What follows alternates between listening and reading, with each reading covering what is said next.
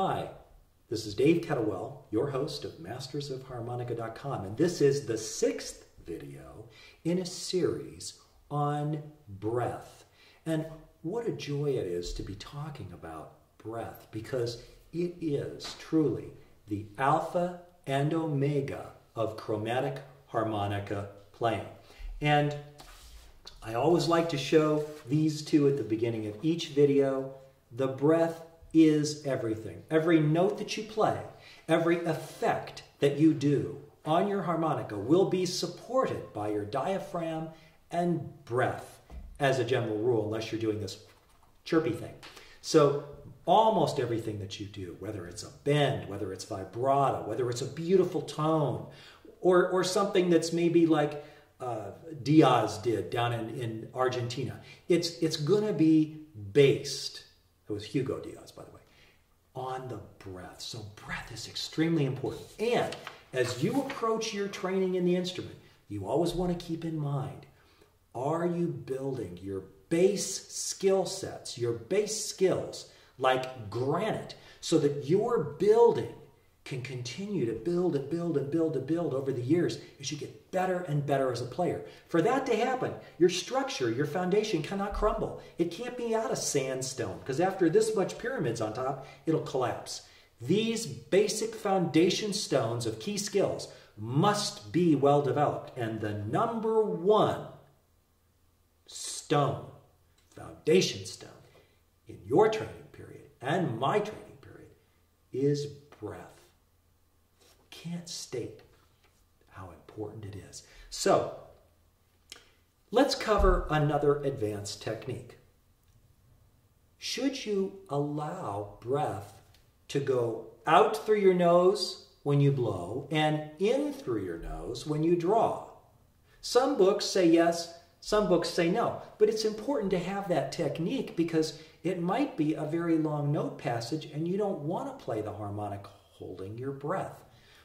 I'm going to show you how to do this, and you'll have this technique. And I would just say to you, you have to be a little bit careful with breathing when you're in a studio with the notes, because that microphone might pick up a slight amount of noise of the air going in and out of your nose while you're breathing.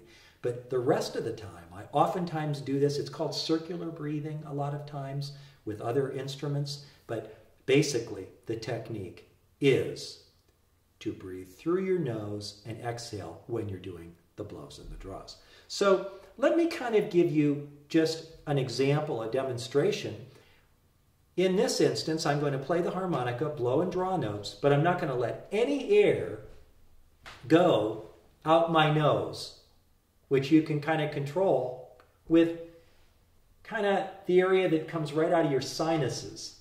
So it's kind of at the upper part of your tongue is where it closes it off if you don't want air. Like when you go underwater, you know, when you hold your breath because you don't want the water to go in your nose.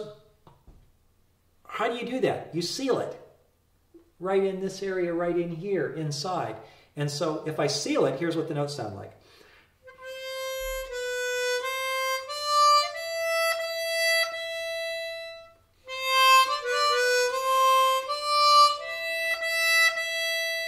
Now, if I allow the breath to go through my nose, here's what it sounds like.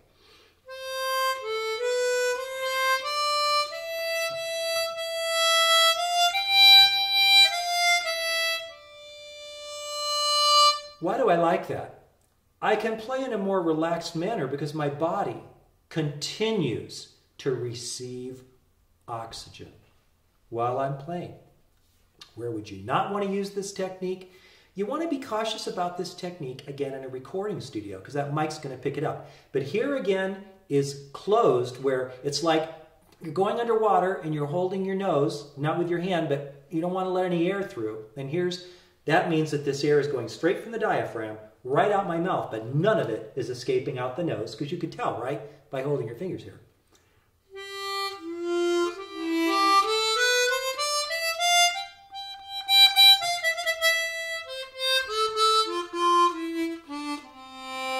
Then I'm going to breathe through my nose to equalize things and make it easier for me to get oxygen and expel oxygen, because you still need to respirate and breathe while you're playing. So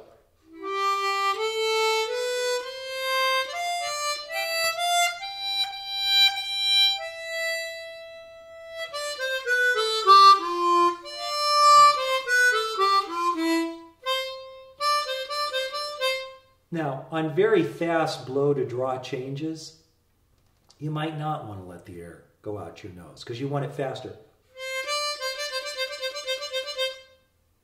When you have air going in and out of your nose, it's a little harder. See, it's not as tight. So you might want to use closing it off, like when you're going underwater, when you're doing fast draw to blow changes. But if it's slower, you might want to breathe. But just what you want to do is play a note and pretend you're holding your nose. Then allow some air on that blow to escape through your nose. Feels weird, doesn't it? But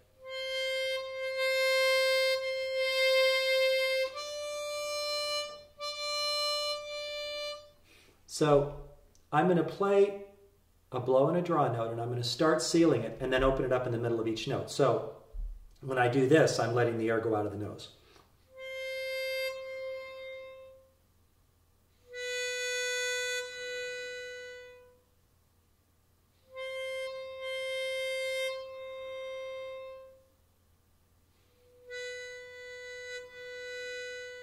And you notice the tone changes this a little bit too. If you're sensitive, you'll hear that there's a little bit more resonance when you open up and allow air to go through your nose. And the reason is that your body as a sound chamber is larger with that nasal cavity open. Again, this is an advanced thing that a lot of players aren't aware of, but you do have a choice. You can breathe in and out of your nose while you're playing or not. What I tend to do is a little bit of both. When I feel like it, I don't breathe with the instrument, and other times I will. It just kind of depends whether I feel I need oxygen and the particular passage I'm playing. But that completes breath video number 6. Let's go ahead now and recap the main ideas from this series. Idea number 1, breath is everything. It is the alpha and omega. It is the base upon which all your techniques with the harmonica, including vibrato and bends and arpeggios, beautiful rich notes with saturated tone, emanate. Breath truly is everything. Your training can be considered a pyramid, and breath is the most important base foundation stone in your technique as a player. You breathe from your diaphragm, out and in, under control. You need to practice on all 4 of the octaves on your harmonica because they feel different to your body and they require different amounts of breath and control. The high notes played a little differently than the other octaves, so you want to play stuff and practice stuff on all of them. As far as reed activation goes, you know that you can activate with your diaphragm, with your tongue,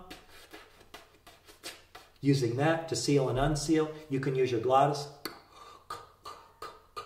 You can use your lips. And you can do that. So you have all kinds of ways to activate this reed. And you know that draw notes will have a tendency to go flat and that you want to equalize that and eliminate that vortex and get rid of that small amount of vacuum that shows up at the reed, which is what bends it, by dropping your tongue to provide a straight air channel, or let a little bit of air out of the side of your mouth to test and see, is that note on pitch or not on pitch? Then the question of, do you want to breathe with the notes on the harmonica as you play them through your nose, or do you want to seal it like you're holding your water under your breath? It depends. You choose. Different sounds, different effect. And be careful on a microphone in a studio because you might hear that breathing, especially if you're breathing heavily. And I think that a wonderful place to end this particular video is to say that breath is such a great area to look at, because so many players have been playing for a while and they really haven't been improving. And you might be one of those, or you might be brand new to the instrument.